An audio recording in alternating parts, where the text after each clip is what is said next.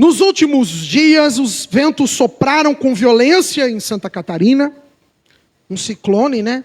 Uma coisa terrível que passou, deixando rastro de destruição, medo, incerteza. Casas arrancadas do chão. Famílias perderam tudo. Paraná, obrigado. Paraná.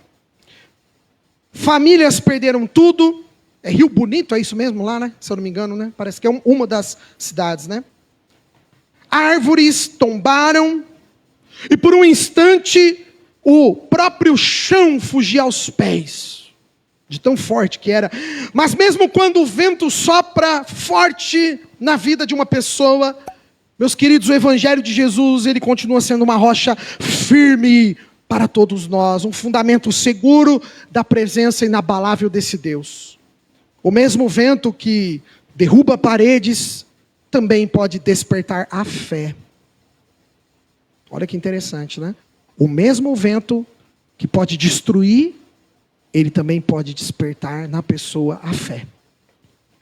A tragédia que revela a fragilidade dos seres humanos, né, da criatura, mas também revela para nós o poder restaurador de Cristo, que Ele é capaz.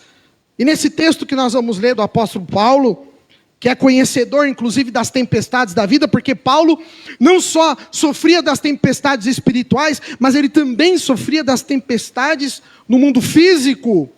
E ele escreve com firmeza para uma comunidade sofrida em Corinto, nos lembrando que a esperança ela não depende apenas de circunstâncias, mas a esperança depende da presença de Jesus. Este sermão, irmãos, vai ser dividido em 3 pontos. E o primeiro ponto que eu quero falar com você nessa noite, meu querido e minha querida, olha o tema aí. Depois do tornado, vem a esperança que permanece. Vamos abrir lá em 2 Coríntios 4, verso 8 e 9, na nova tradução, na linguagem de hoje. O primeiro ponto, irmãos, o vento pode abalar, mas ele não vai destruir tudo. Pode ter certeza disso. Pode vir o vento abalar, mas ele não vai destruir tudo, meus queridos. Abriram aí, 2 Coríntios? Olha a mensagem que o apóstolo Paulo deixa para nós, irmãos. Capítulo 4, verso 8 na nova tradução. Muitas vezes ficamos aflitos, mas não somos derrotados. Algumas vezes ficamos em dúvida, mas nunca ficamos desesperados. Temos muitos inimigos, mas nunca nos falta um amigo. Às vezes somos gravemente feridos, mas não somos destruídos. Vamos parar por aí. Aqui o apóstolo São Paulo escreve para nós, aqui em 2 Coríntios, dizendo para nós de um contexto de perseguição, fragilidade. Ele apresenta uma série de contrastes. Você começa a ver que existe esse dualismo de contraste. Aflito, mas não derrotado. Está em dúvida, mas não desesperado. Isso são as condições humanas. Demonstra a condição humana, a nossa fragilidade humana. E Paulo também demonstra o poder divino para nós.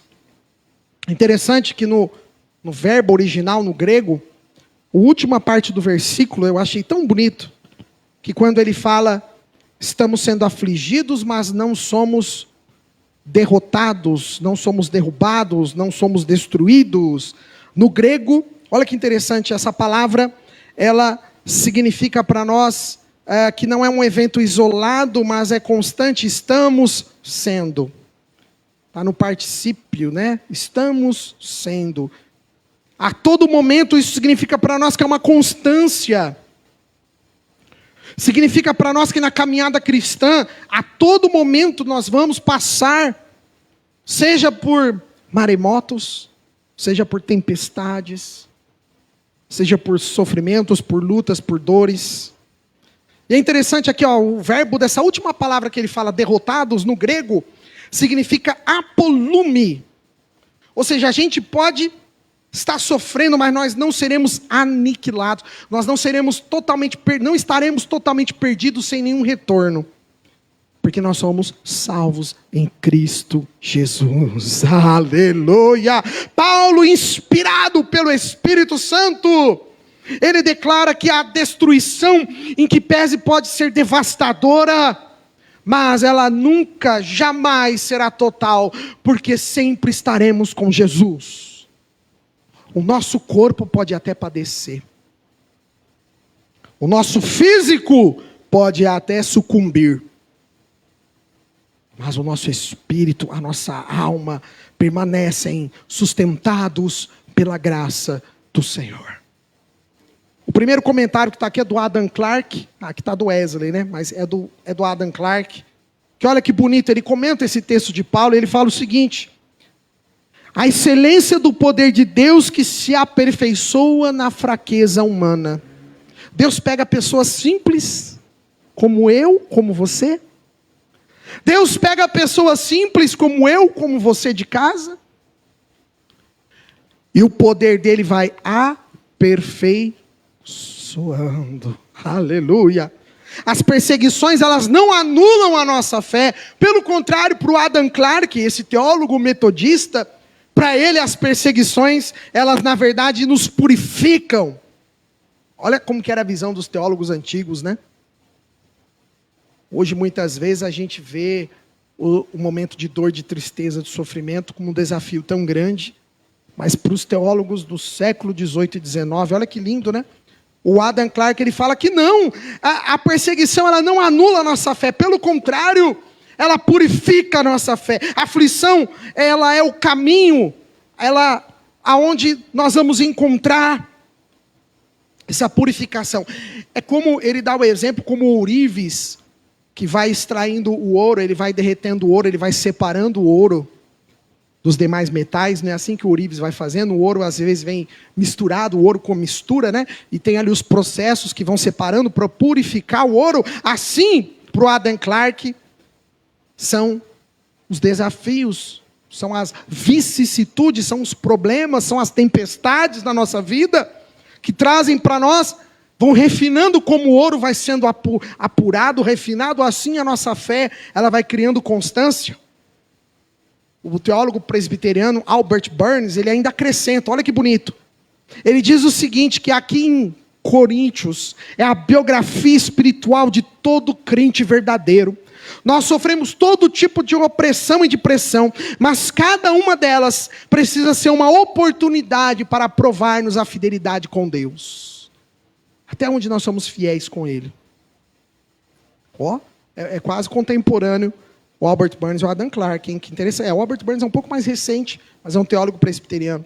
E agora o Wesley, vem um comentário dele aqui, que Deus permite que os ventos da provação soprem sobre nós, não para nos quebrar, mas para remover as impurezas do coração e firmar-nos na graça.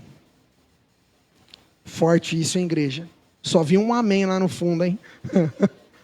É forte. Esses teólogos, eles não reprovam as aflições, pelo contrário. As aflições que muitas vezes eu estou passando, ou talvez você de casa, ou fique imaginando agora essas famílias, essas pessoas no sul do Brasil. Tivemos até ano passado a inundação. Agora temos esse temporal. Gente, não temos sossego. Olha como que a vida é cheia repleta de provações, repleta de obstáculos, repleta de desafios.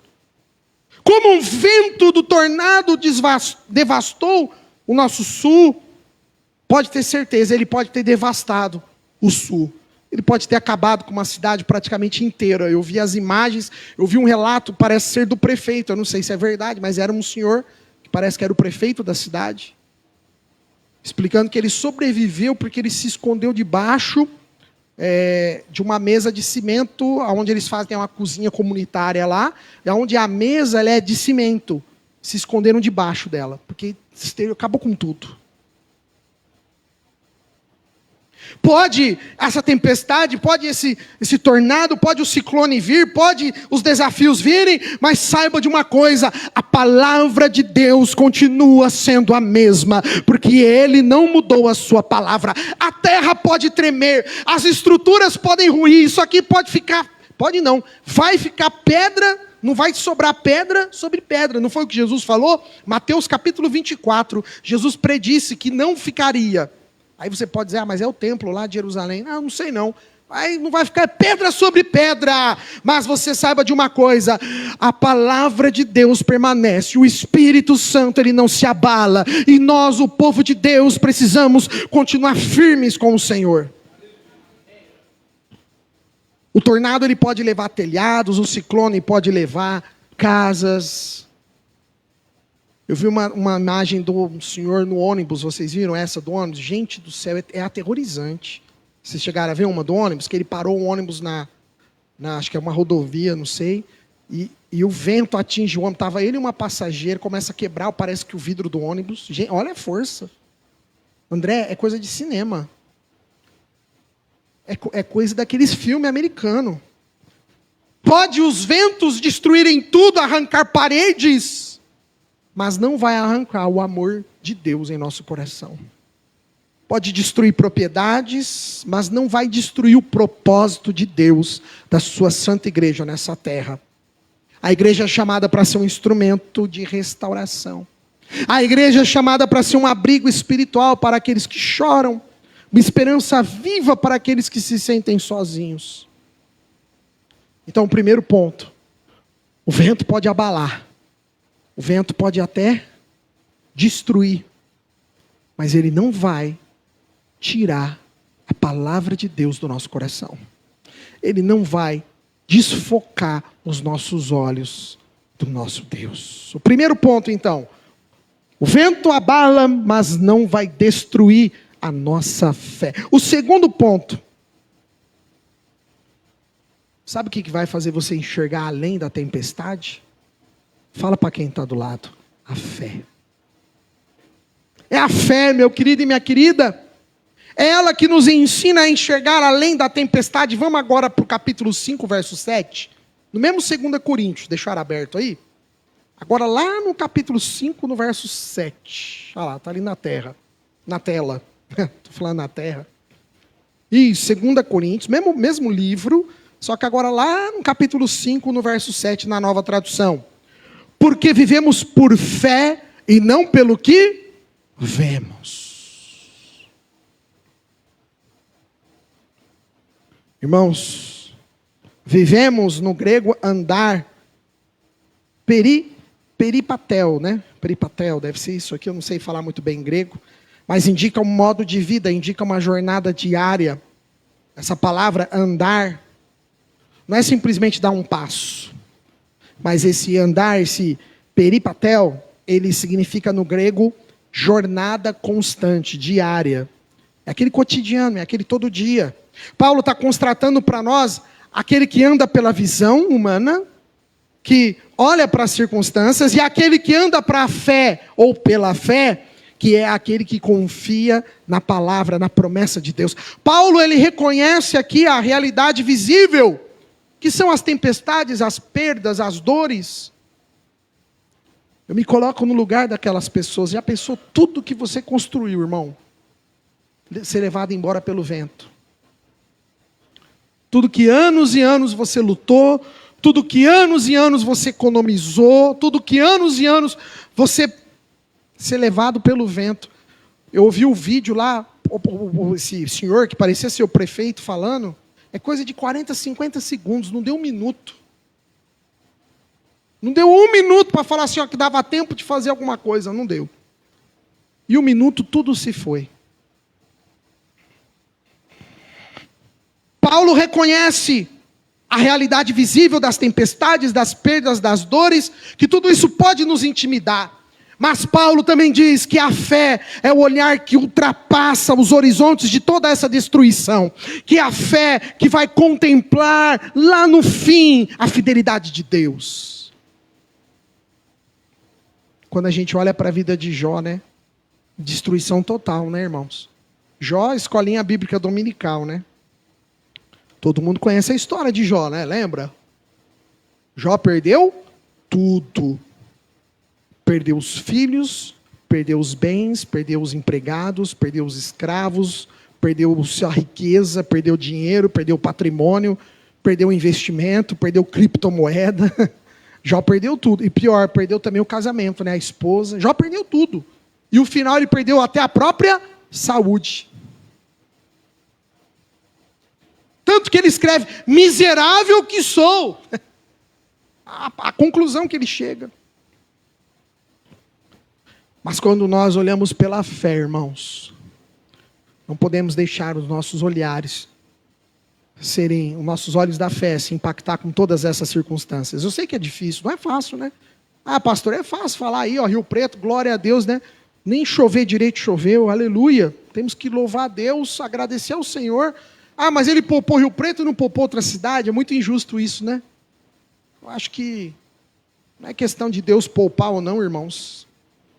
É a questão da gente poder olhar nesse momento, no meio de toda essa destruição, e nós conseguimos enxergar através dela, pela fé, que Deus, em sua fidelidade, Ele está agindo.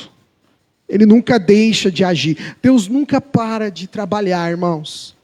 Nesse versículo, Adam Clarke, que é esse teólogo metodista, ele diz o seguinte: viver pela fé, olha que interessante, é caminhar nesta vida como quem caminha sob uma nuvem.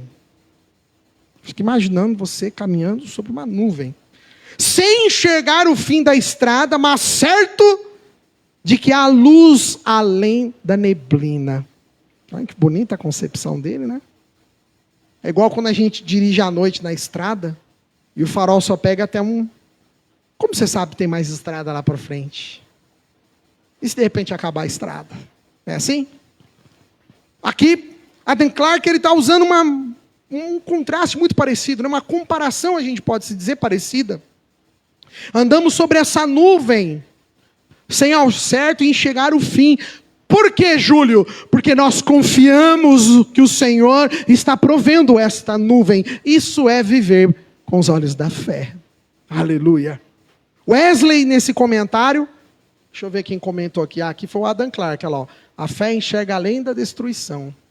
O Adam Clarke, John Wesley, ele fala o seguinte, que a fé não é negação do sofrimento, mas a fé é convicção de que Cristo está conosco em nosso barco. Eu acho que eu já usei essa citação de Wesley aqui já.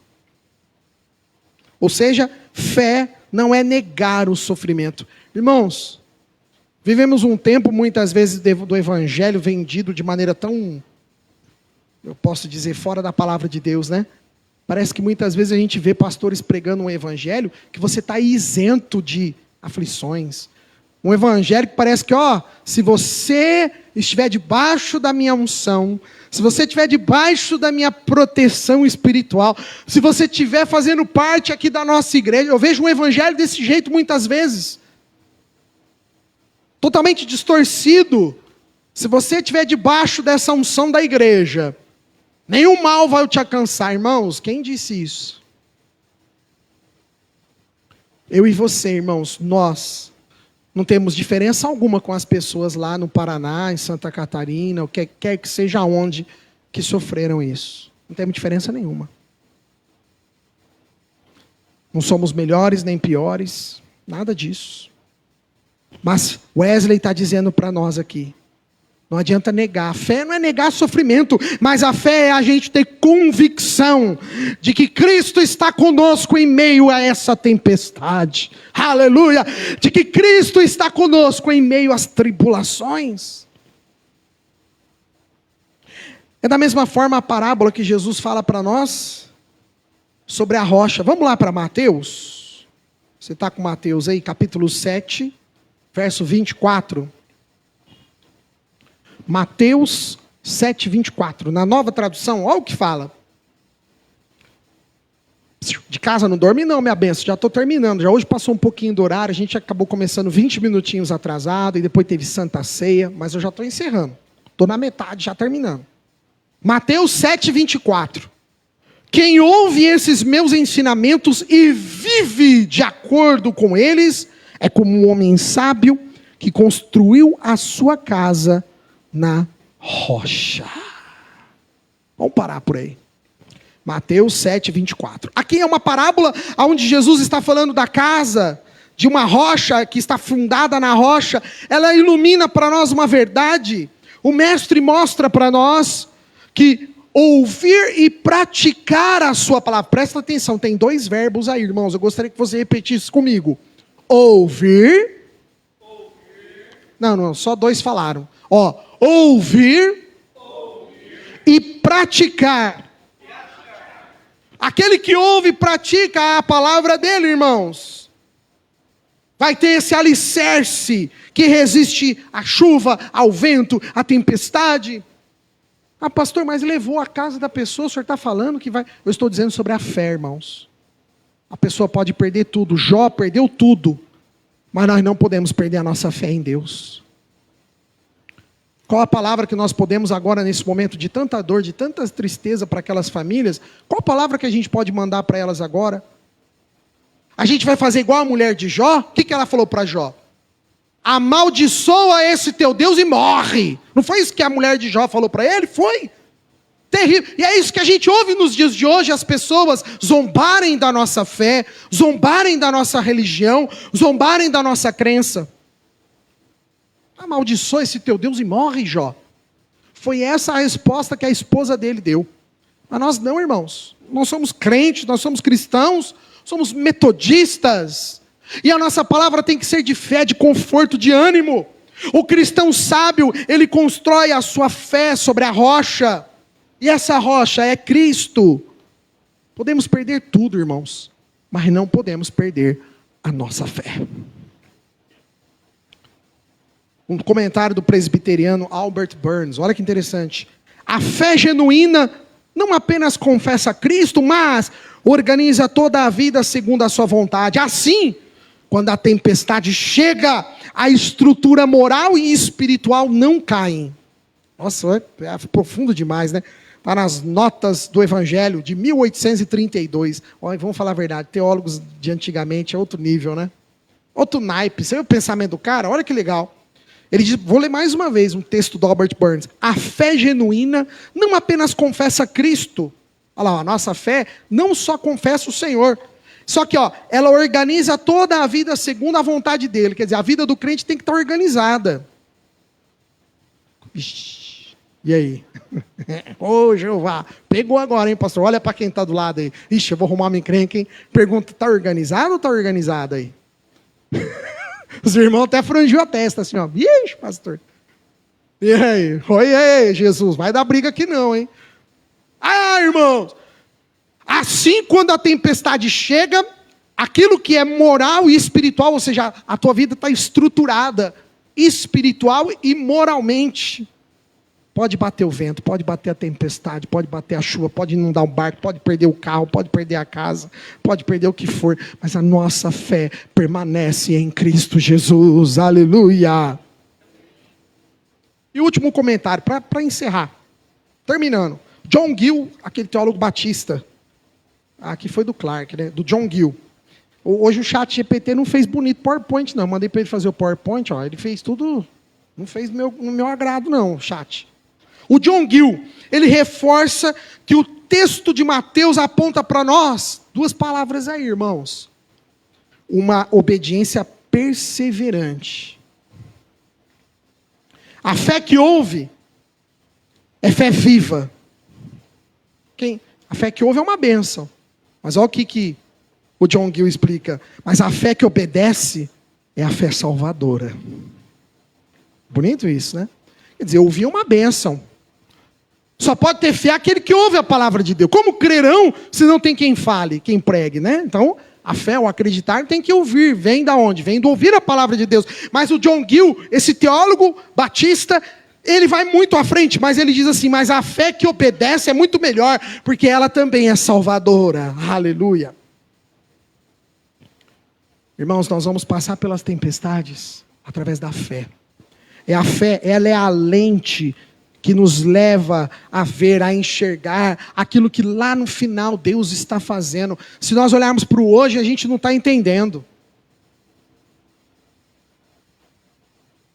Quando que você imaginou lá em 2009, 2010, diaconisa Silmara, diaconisa da Metodista Livre, servindo uma Santa Ceia, ministrando a Santa Ceia. Não é, Silmara? Tudo isso chama-se processos, irmãos. Tem o time, tem o tempo das coisas na nossa vida. Deus, só com a fé que a gente pode, às vezes, ter um vislumbre lá no finalzinho. Como Deus falou para Moisés: Moisés, sobe o monte, dá uma olhadinha só na terra. Você não vai entrar, mas dá uma olhadinha. Aí com a fé a gente vislumbra, a gente enxerga que mesmo em meio à destruição, mesmo em meio aos escombros que estamos vendo aqui agora, mas pela fé a gente vê o mover e o trabalhar de Deus lá na frente. Aleluia! Esse cenário pela fé a gente pode enxergar aquilo que é um campo fértil para onde Deus vai reestruturar, reconstruir. Irmãos, nós vivemos pela fé, pela confiança em Deus, num Deus que transforma todas as ruínas, num Deus que transforma todos os escombros, num Deus que transforma toda a destruição em um recomeço. É isso que nós profetizamos aos nossos irmãos do sul do Brasil, mais uma vez, recomeço. E por último, mas não menos importante, terceiro ponto. A esperança, irmãos. A esperança que vai reconstruir o que o vento levou. Vamos lá para Romanos capítulo 8. Tudo texto já conhecido, tudo texto que nós já pregamos. Romanos 8, 28. E depois, mais para frente, Filipenses 4, 13.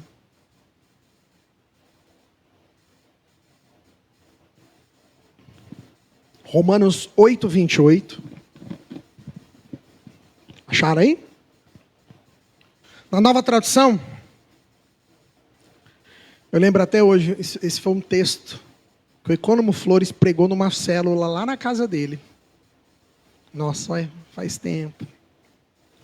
Irmãos, tem hora que eu ouço pregação que eu não sai do meu coração. Tem pregação que ela marca, né?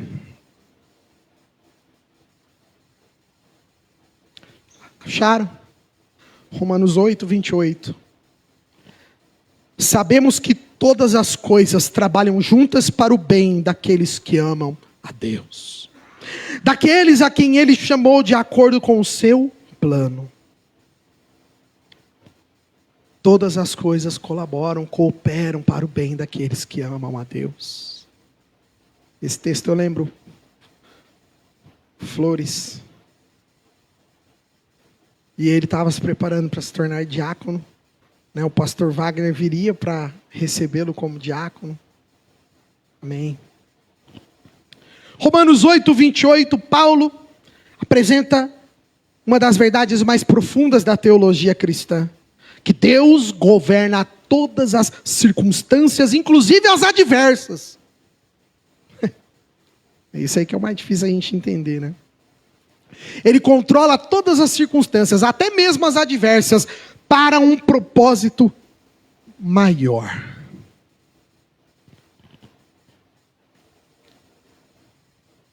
Como que pode, né? Deus tem o poder até mesmo das coisas ruins, Ele também tem o poder das adversas. E é interessante que no grego, esse verbo que trabalham, né? Todas as coisas trabalham juntas. Olha que interessante, no grego ela significa sinergei, que vem de sinergia. Estão lembrando? Sinergia também, ela é a mesma, muito parecida. O que significam? Aquilo que coopera ativamente, significa que até a dor, até a perda, até a tragédia, podem ser instrumentos de redenção na mão de Deus. Ah, mas como, Júlio?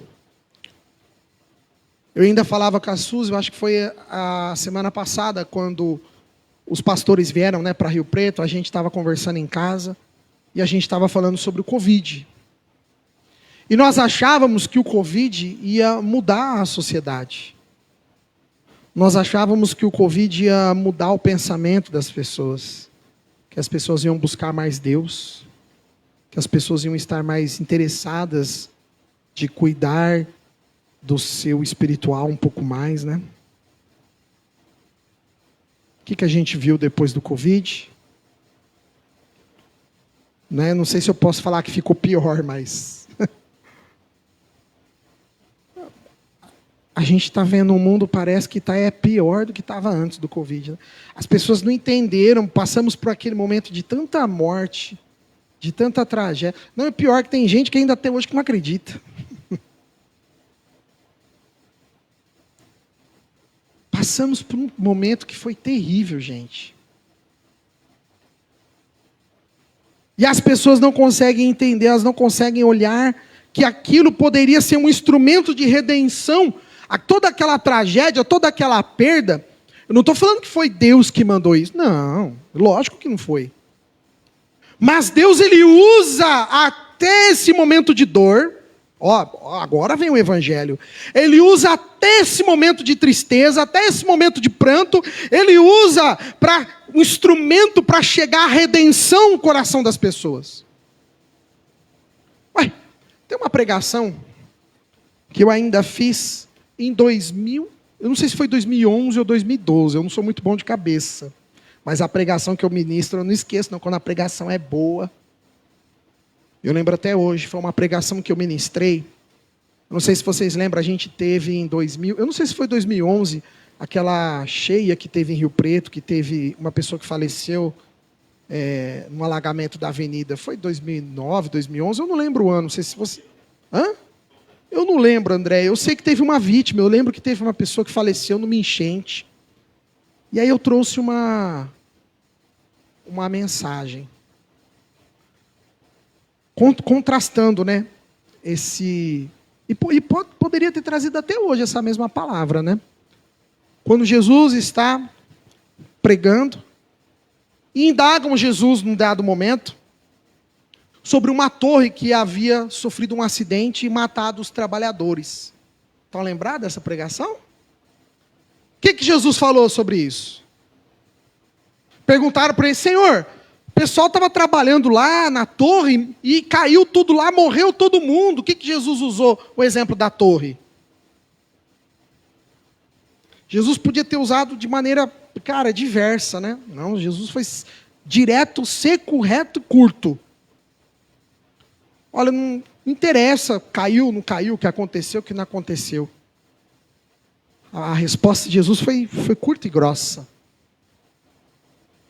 Que a gente não seja pego de surpresa. Será que quem faleceu lá na queda da torre teve tempo de se recompor com Deus? Era mais ou menos isso, né? A dinâmica teológica da proposta da resposta de Jesus. Não foi bem isso, mas eu estou lembrando também, faz mais de 10 anos essa pregação, esse texto, mas era mais ou menos isso que é a resposta dele. Ele fala isso: vocês estão preocupados que se foi Deus que derrubou a torre, se foi por causa de Deus que caiu. Não, vocês não têm que estar preocupados com isso. Vocês têm que estar preocupados será que deu tempo das pessoas procurar a Deus antes daquilo? É a mesma coisa o Covid. O Covid veio, todo mundo, a gente achou que ia dar aquela revolução espiritual no planeta, né? Nada, eu acho que o Covid afastou mais ainda as pessoas de Deus. Não sei, não vi se afastou mais ou menos, não sei, mas do meu ponto de vista parece que não teve muita... Pode algumas pessoas realmente ter, e é nesse momento que eu estou querendo chegar aqui, que mesmo em meio à dor, a uma tragédia, a uma perda muito grande, Cristo, Ele pode usar todo esse momento como instrumento de redenção na mão de Deus. E esse é o nosso papel como cristão. Confortar essas pessoas agora no meio da dor, no meio da tristeza, mas também levá-las à graça de Cristo. Levá-las à salvação em Cristo. Para terminar, estou encerrando. O último teólogo aqui, o Albert Burns. Esse está na tela? É ele.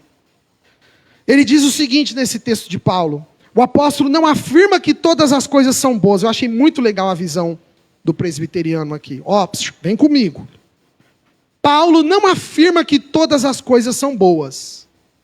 Porque o que Paulo afirmou lá? Que todas as coisas cooperam para o bem daqueles que amam a Deus. O texto é esse, não é?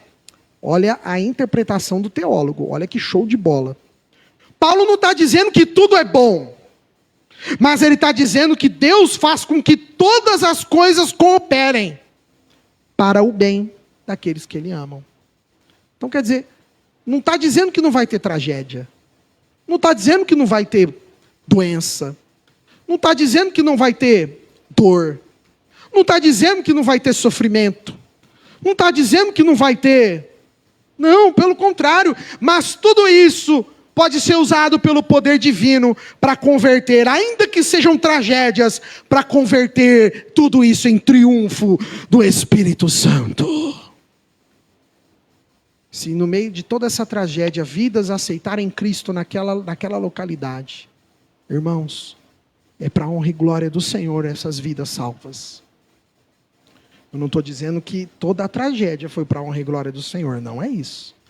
Mas as vidas que forem salvas. Estão entendendo a diferença? É isso que Paulo está dizendo para nós. Quando ele diz que todas as coisas cooperam para o bem, não é que Paulo esteja dizendo que nós cristãos estamos protegidos, estamos numa bolha e que nenhum mal vai alcançar a tua vida, e que nenhum mal vai alcançar a tua família, e que nenhum mal vai alcançar... Não é nada disso. Mas ainda que o mal chegue, ainda que o dia mal chegue, Deus é capaz, irmão, de que tudo isso vai cooperar ainda para o bem da tua vida. Oh, aleluia! Eu creio nesse Jesus maravilhoso. Eu creio nesse Deus poderoso. O ciclone, tornado, o que quer que seja, não é expressão da ira de Deus de maneira alguma. Já vai ter gente falando isso, né? Você já não tem, misericórdia. Mas que isso seja a ocasião para que a graça dele se manifeste naquela cidade, que a graça dele se manifeste naquela localidade, que a graça dele alcance todas aquelas pessoas. A tempestade, ela expõe justamente a nossa impotência. Mostrou um vídeo, eu acho que lá no vídeo falava que é a dona, eu estava vendo no sábado, eu e Suzy. Mostra ela atrás da geladeira do açougue, e ela provavelmente deve ser cristã pelo diálogo que eu ouço a pessoa ali dizendo, meu Deus, e ela chorando. Acabou com o mercado dela. Vocês viram esse vídeo ou não? Você viu, né? Não é triste, irmão? Só tinha ali a geladeira de pé. Levou tudo, todo o mercado. Tinha um supermercado ali. Irmãos, isso, ela indaga a Deus, é verdade. A gente vê que deve até conhecer a palavra.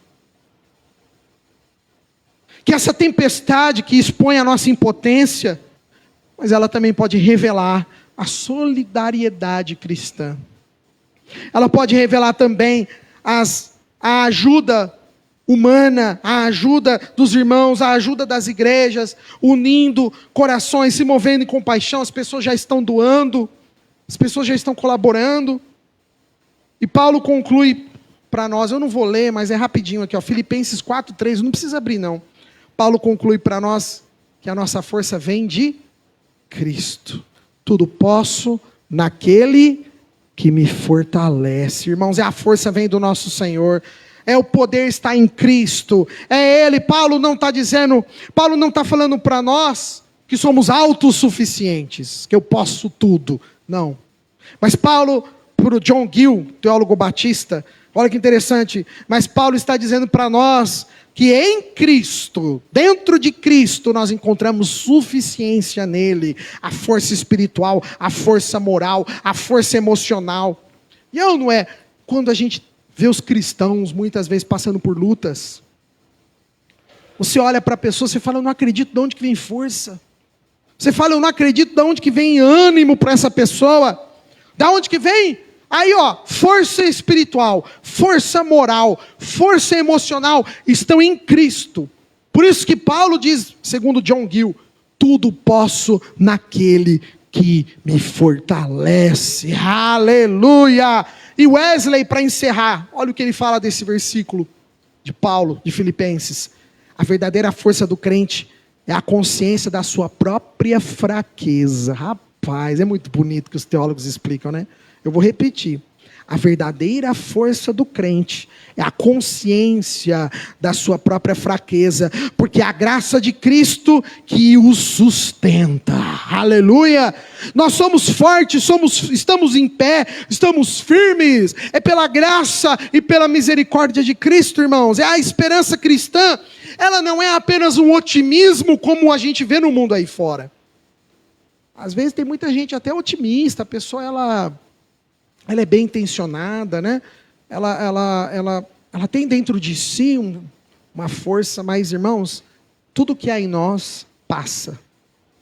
A força quando é tua, você pode ver, tem uma hora que desgasta, tem uma hora que você não aguenta mais, tem uma hora que você não consegue mais.